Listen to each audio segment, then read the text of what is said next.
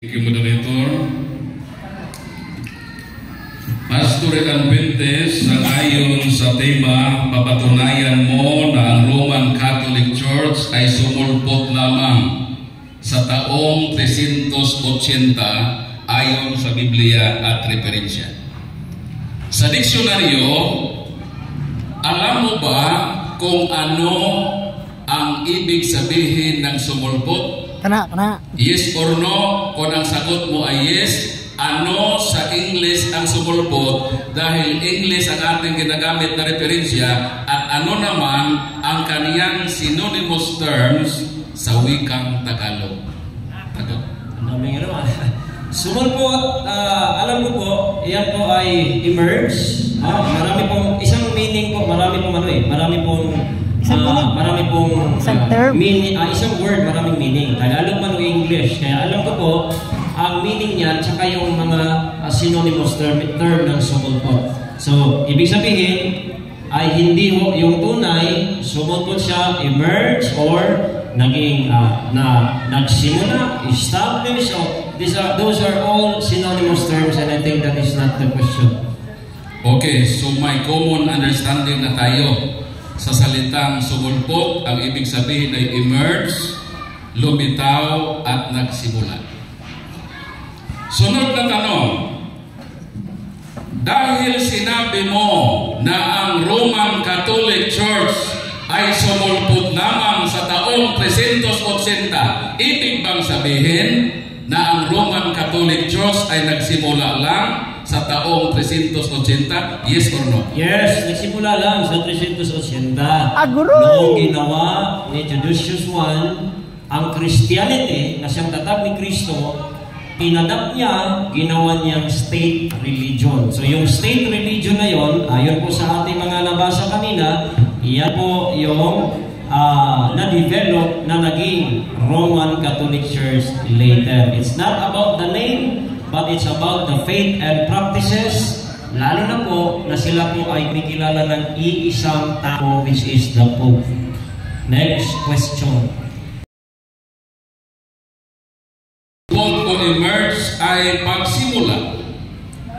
Dito sa iyong public message sa Facebook, at wag mong i-deny ito sapagkat maraming nakasaksi nito at maraming naka-screenshot nito, sinabi mo, Ray Adventist to Earl Sanchez, diha na bitaw ang Roman Catholic Church na nagsugod na 313 AD pagayon. Pangutana, tanong, alin dito ang mali mong statement? Itong nasa proposition mo na 380 nagsimula, o itong sinabi mo na maraming naka-witness sa public message mo na 313 nagsimula na ang Iglesia sa Katolika? Saan dito ang maling statements? Objection, Mr. Moderator. Gibawsan ay ang reference po niyang ginagamit, una sa lahat, hindi ko po nakita. Number 2, ipakita ko sa iyo. Again. Ang kanyang premise po nagsisimula sa Facebook okay. Labo niya gamit na hindi padre yung reference natin eh. So, yan po mga pinapakita, pwede po niyang i-edit yan, pwede po niyang ibahin. And that is not even the question, Mr. Moderator. Isa tayo patunayan natin, likay references po ang ating ginagamit. At yan po ay papel. Counter objection, Mr. Moderator. Hindi pa po ako tapos. Yan pong papel na yun, utos po ng buwan yan.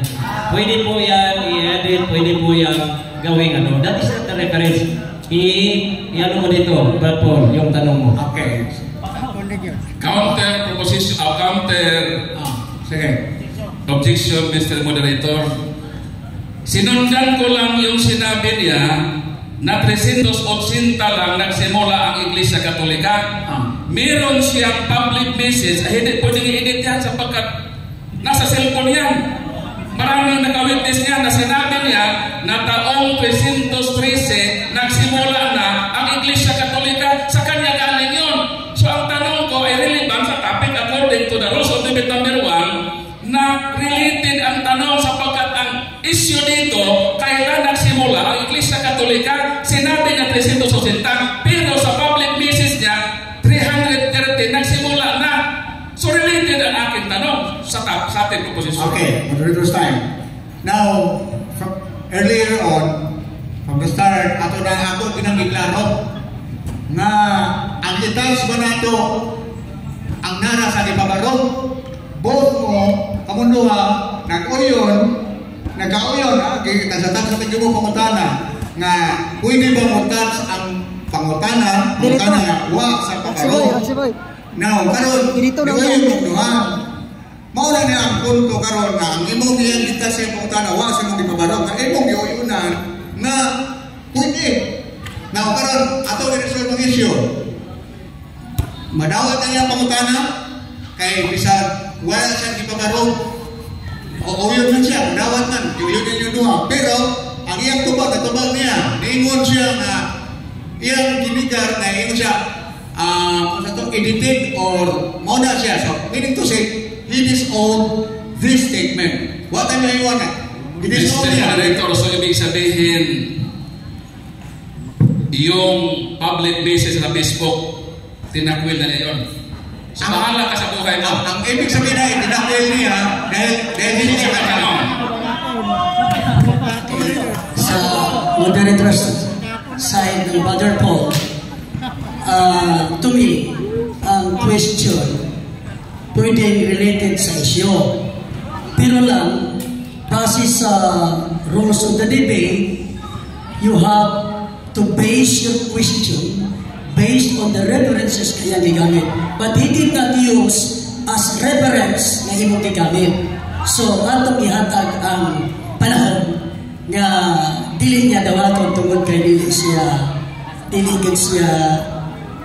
gigamit niya na referensya sa debate. Clarification, Mr. Moderator, amin na po na pag-usapan na kahit wala po sa presentasyon, basta related sa topic according sa rule number 1, ay pwede po sagutin.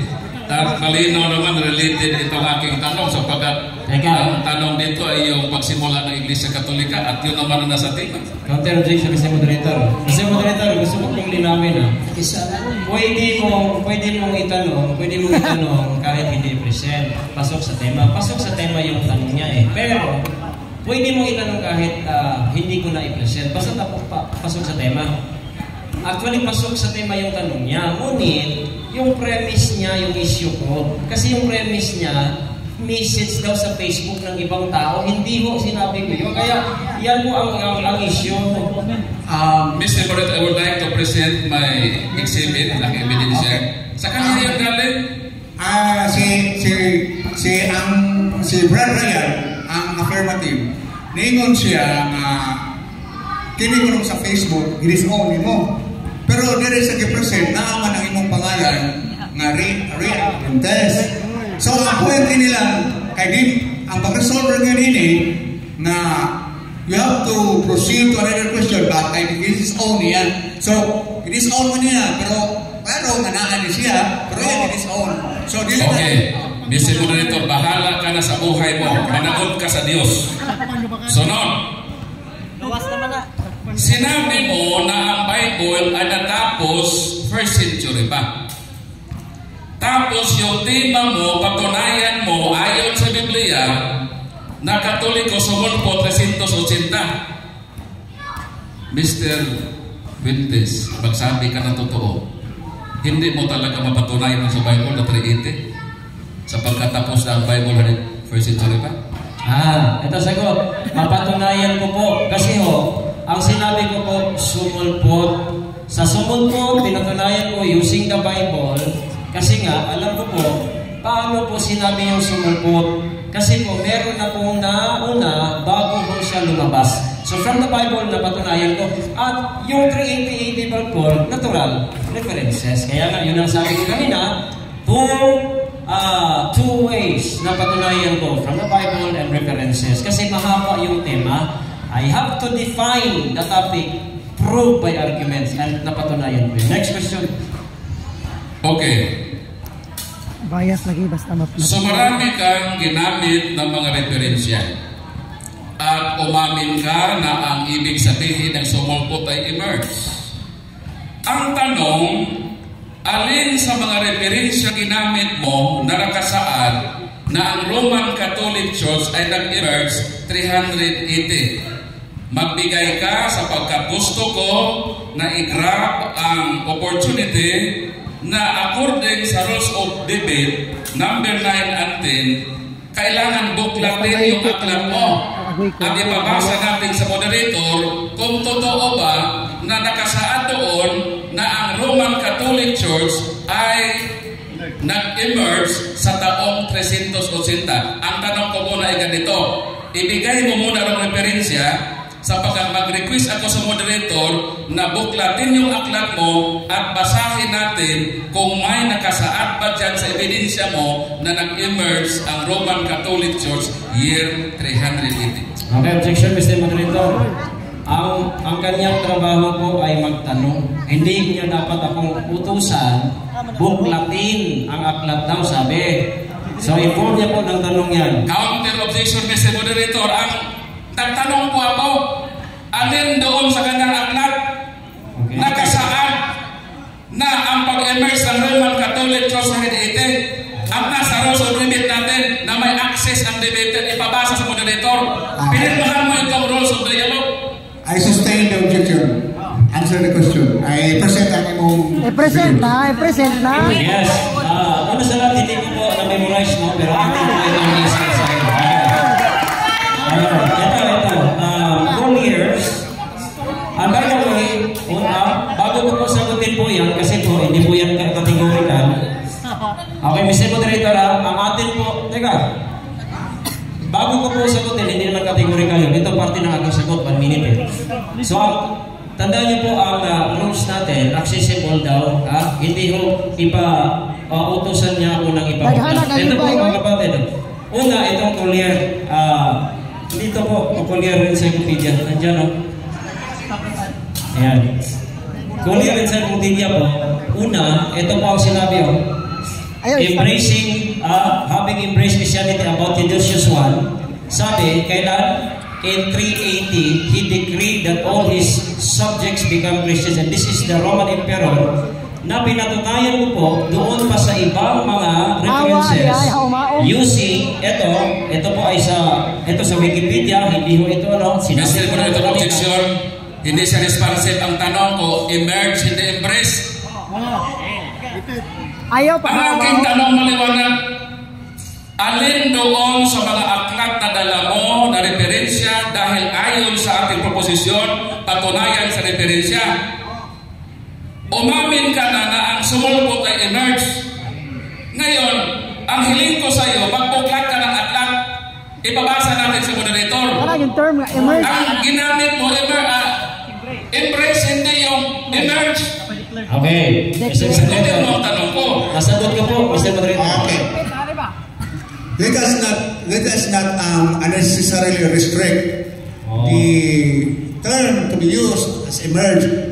He said that any other synonymous terms, mentioned siya, emerge and other synonymous term ang meaning. So, atong mabasa, sa tanaw na ito, doon kayo mga synonymous term sa emerge. Mr. Moderator, hindi po synonymous ang emerge at saka embrace. May diksyonaryo akong dala. Okay. Maghanap ka muna ng diksyonaryo na nagsasabi na ang emerge at embrace ay synonymous. Excuse me. It is not your time to question his answer. Kaya basta responsive lang yan tubag. If it is wrong, so let it be. Saan siya? With a sakto, sayok. Sayok gilay. Sayok gilay. Iyan lang sa imong ribatan. Kaya iya ang tubag. Kaya doon naman siya, he is entitled to explain.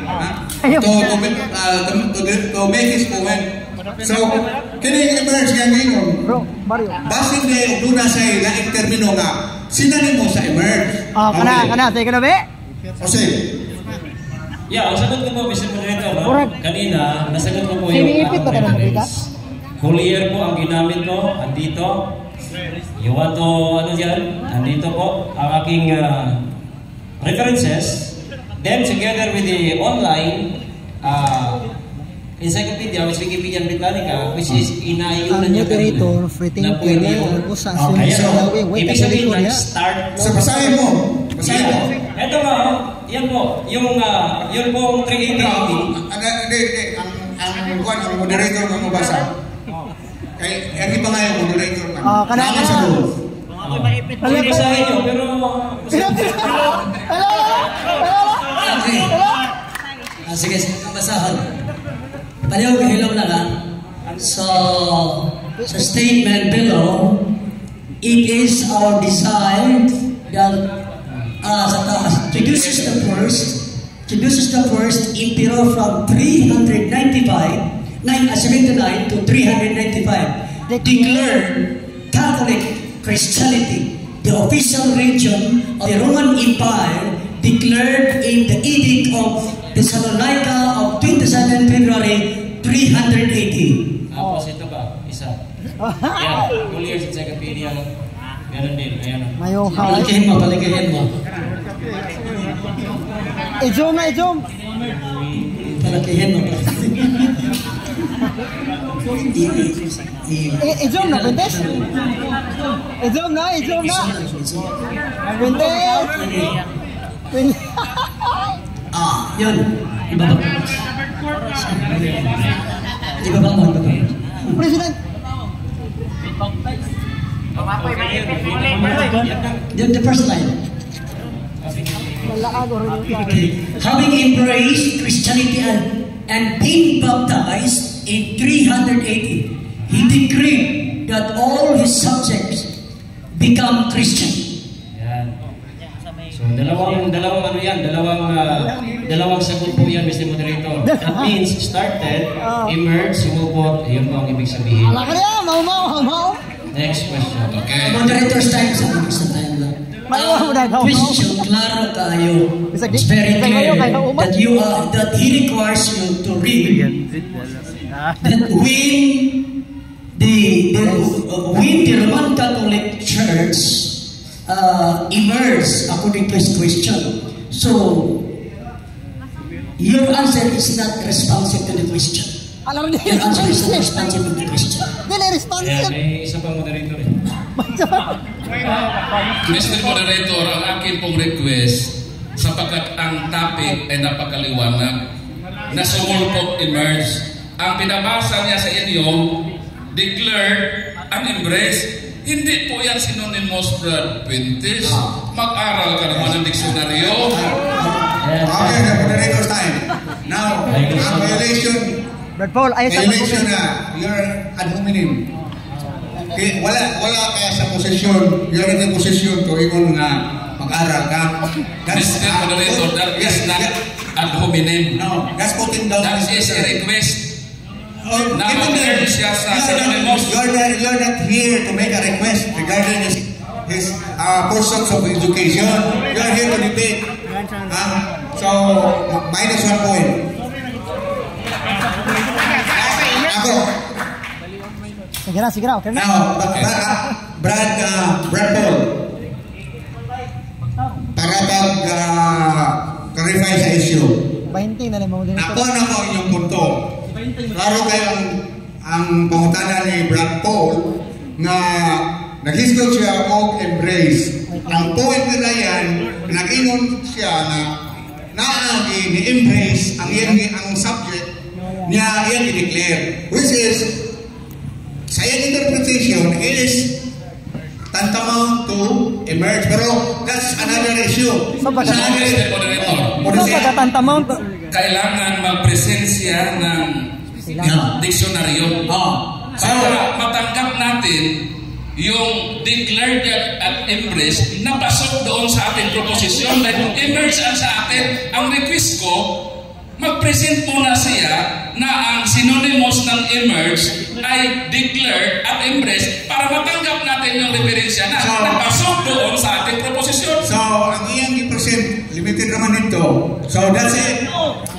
Dito ang issue. That's it. Ang iyang i-present, maura tumutok. So, Panayo na lang. ang ganun naman, proceed to another question. Sige na. Minute.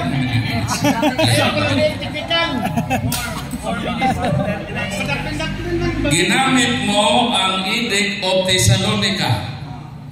Alam mo ba kung ano ang content ng Edict of Thessalonica? Yes or no? Ay, wala na, naimpas na. Yes, alam ko po yan at marami po yung content, pero ang isa sa content po doon is ito po, hindi ko po memorize, pero isang content po doon, which is ang ating tema.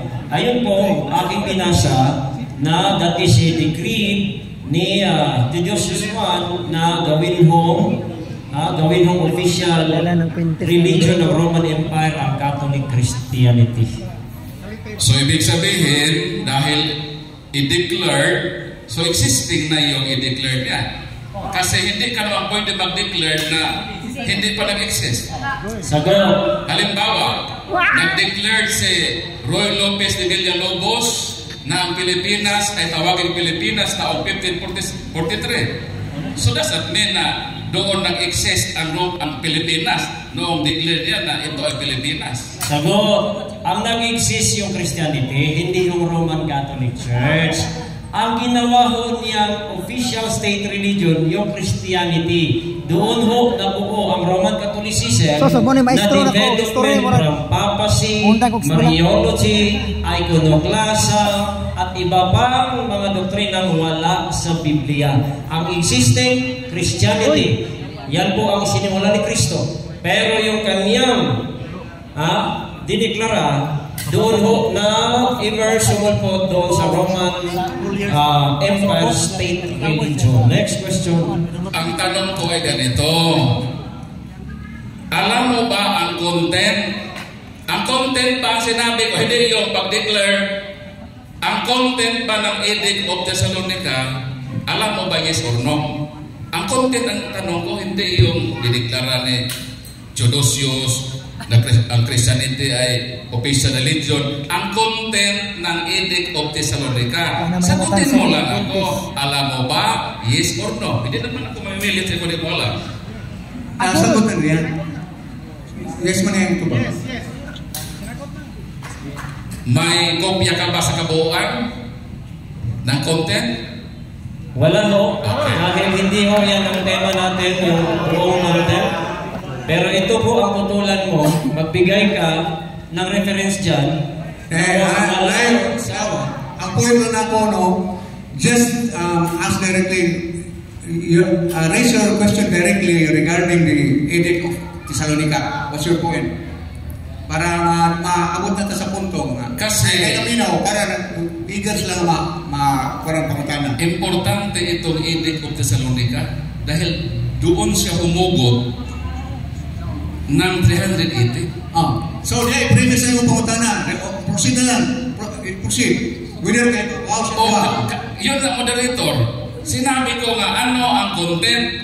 Ang content ba dito magpasulpot ng Roman Catholic Church? Okay. Yes or no? Okay. Yes. Yan po ay Why referensya? yes, which is implied. Dahil po, ang pag-start, yun po yung pag-start. Okay? So, hindi mo alam niya hindi niya alam, ang kanyang ginawa ho, Brad Paul Alima, ayaw nasa harapan mo, na he declared the Catholic Christianity as the official religion of the Roman Empire. So, hindi. Wala hong pangalan na Roman Catholic Church dyan po sa panahon niya. Sumulpot pati yung pangalan. Mamaya, ipapakita ko sa kayo.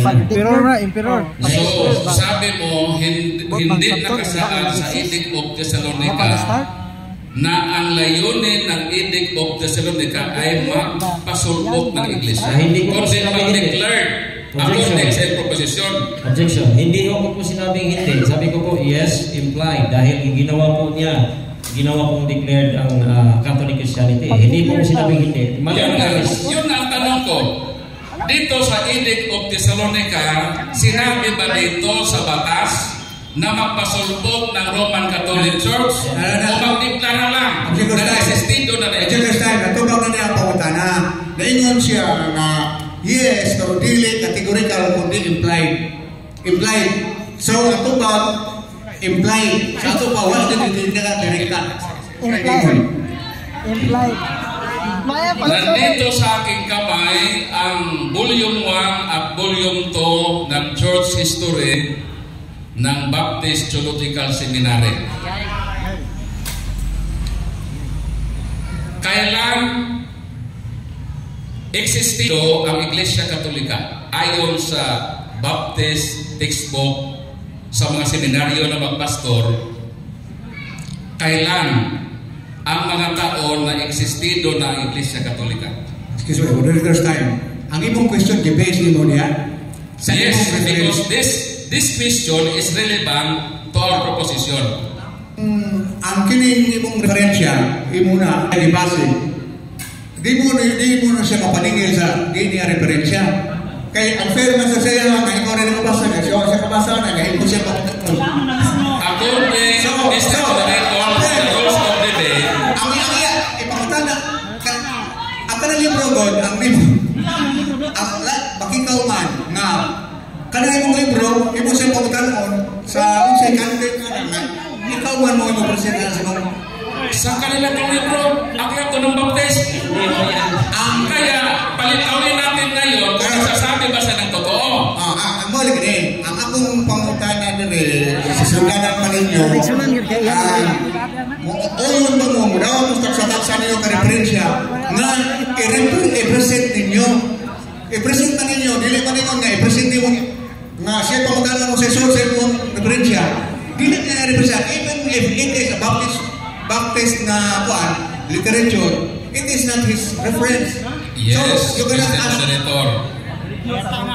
Yes, Moderator, nag-agree na tayo na basta related sa topic, kahit wala sa representation, tatanggapin. Hindi naman ako nagtanong outside sa topic. Ang aking tanong, sapagkat siya po ay pastor, nakapag-aral siya dito. I get your point. Yung referensya na yan, dapat referensya niya. Okay. Pero, ayun sa mga tanong ko sa content. Read the content. Ang mga tanong siya na yun, based on that content. Read ka. Mr. Moderator, make the content. ako ang gumawa ng tanong. O lagi. Sinig ko lang siya, kung alam ba na sa pagkat sa Baptisto, hindi to sa amin ha? Bakit na 380 siya? Ang aklat nila hindi 380. Palitawin natin ang katotohanan dito.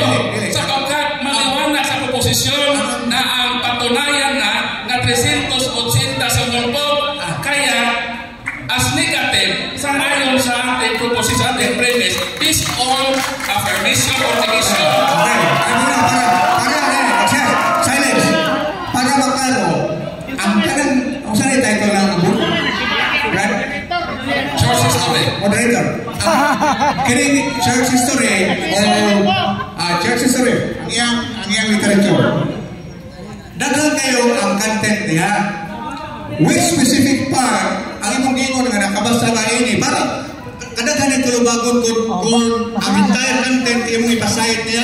Ang punto niya para avoid sa confusion, narrow down your question sa pagkabahin sa di ba mahimo nang imo nga tibok libro asa specific na topic sa libro ang Mr. Moderator, bahala na siya sumagot sa pagkakaklam naman nila para makikita natin yung sinasabi niyang presento sa osita kung totoo ba yun base sa kailang church history kung totoo siya ang pastor alam niya ang church history ng Baptist. Moderator style. Okay. Kung aamoy sinabtanay nga pwede ka makagamit o referensya inaaman ikaduha ang imong question sibog yun sa tema busa kinahanglan tubagon yun nimo Pastor Ryan pero kung yun ka di na ko tubagon dawato po na nito di ka tubagon basta kay obligado ka mo tubag kaya ang iyang pangutanan, nagsukat agad sa inyong libro. Amen. Ay basa. Okay, Ang question ang nagputana, nag-ingon ka, nahibaw ba ka sa content? Wala na mo raise directly on issue. Wala mo raise directly on issue. Wala mo raise on topic. Nga apan raise his question is very simple lang. Ibaw ka yung soul.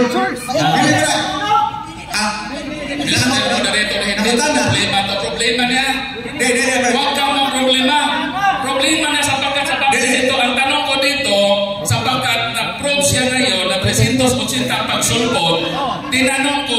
sa church history ng Baptist Theological Seminary, kailan ang mga tao na nag-exist na ang Roman Catholic Church pasok doon sa church? Ipasagot sa kanya. Pero ang pangutana, kailan ang mga taon? Muna yung question. Ang katong ganyan, hindi siya na ibaw ba ka? Dili ko madawat. So, ano pangutana niya?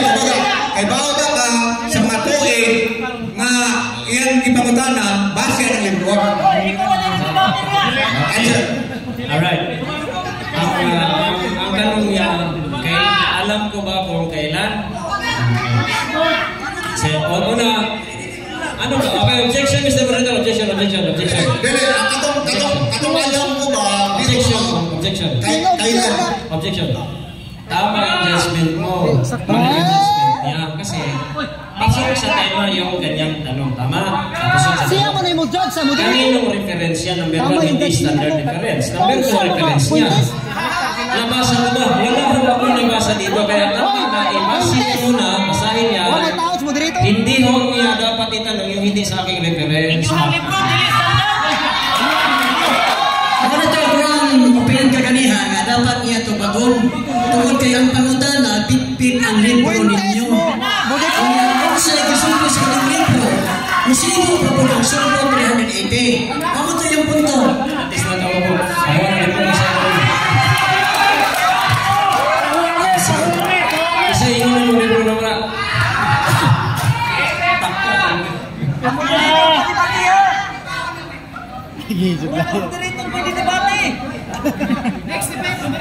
Pero ang lisod kay si Fuentes gihukman ang moderator, tama yung judgment.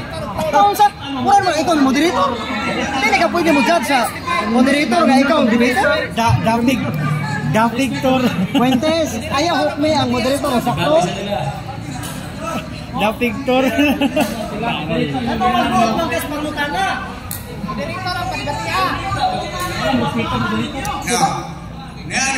Brad Paul, niya sa punto nga kining libro ni mo karon gi question. Karon ang ana may gikauyon na nato ganiha. Pagsugod nga Uyun ba mo na uyun ba mo na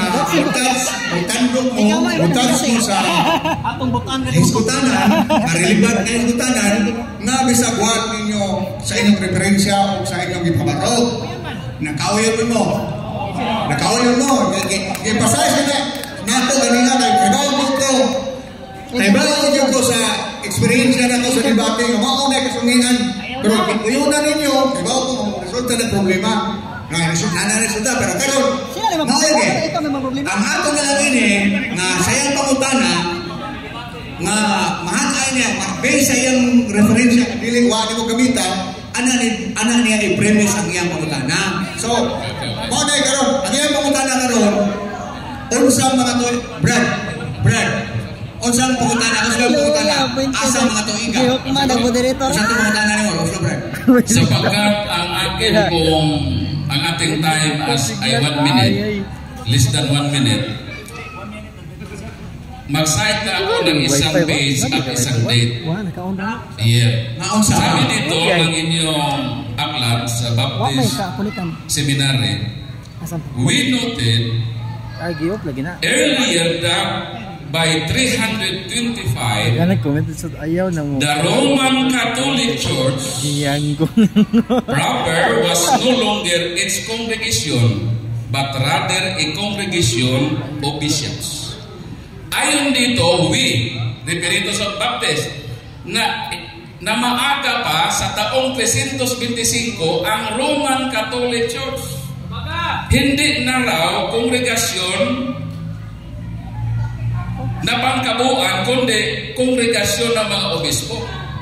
So, ibig sabihin, ayon dito, nandun ang Roman Catholic Church sa 325. Ngayon, sinabi mo na 380 hindi pa. Ang tanong, sino ang tama? Ikaw o ang inyong aklat? Okay, sagot. Ang tama. Magkakala sa moderator's time. Pwede ba i-reform ni mo ang question kay ayaw lagi patama sa tao indirectly. You're hitting the person indirectly. alin ba totoo ang topic, ang kanang mga date o kanang ginawa ikaw. So, Siya man igamit. Ano mag-vote pag Siya man igamit. so ang proposition mo ay 380. Ayon sa aklat ng church history ninyo, na dito nag-aral ang mga pastor ng Baptist, ito kay ng textbook, year 325, nandun ang Iglesia Katolika. So ang tanong ay ganito, sino ang nagsasabi ng totoo? Ayun. Ikaw o ang inyong church history na nagsasabi 325, Defensive pa naman. earlier than 325, may Roman Catholic Church na. Categorical ha? Categorical. Answer. Okay, sagot. Categorical. Ang tama ho, Brad Paul, Mali yun. ako galing po sa mga maraming references. Ang sinabi dyan, ginawa daw congregation ng mga bishops, binasa natin kanina anong ibig sabihin ng Roman Catholic, congregation of the bishops. Kaya hindi kayo bishop, hindi kayo Roman Catholic. Mali ho ang informasyon dahil hindi ho lahat, una sa lahat, hindi ho yan Bible Baptist na aklat eh. Hindi ho yan. Ang daming Baptist, anong Baptist yan? Bible Baptist yan? At saan yan galing? Kasi po ang mga paaralan marami. That is not paaralan namin. O, ginagamit niya, mga mundos, hindi ko yan. Ay, kibay mo. Ay, kibay mo. Amurag, mushroom.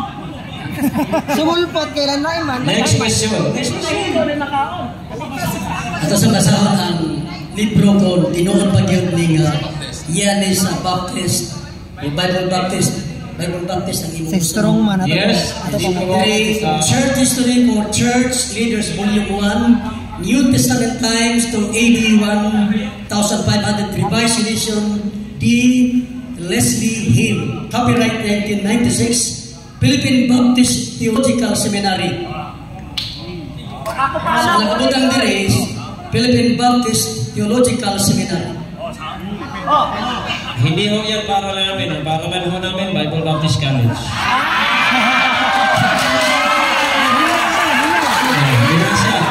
So, ibig sabihin, tama ka, mali itong church history ng Baptist Theological Missionary. Sabi ko nga kanina, tama ako using the references. Ngayon, ang statement niya, sinangayunan mo. So, ibig mong sabihin, naging college o bishop yung Roman Catholic, sangayon ka ba? Naging puro kayo bishop. Pambira ka, mali na ng statement, gagamitin mo pa. Ito yung reference ko, ang dami. Gumagamit ka lang ng reference na hindi mo alam, Baptist Theological Seminary, ang dami yung paralan at hindi ho grammar yan paralan, Baptist Theological Seminary. Bible Baptist College ho, yung aming paralan. Next question. Next question. Time. Okay. Kung ako pa na, mulit ko eh.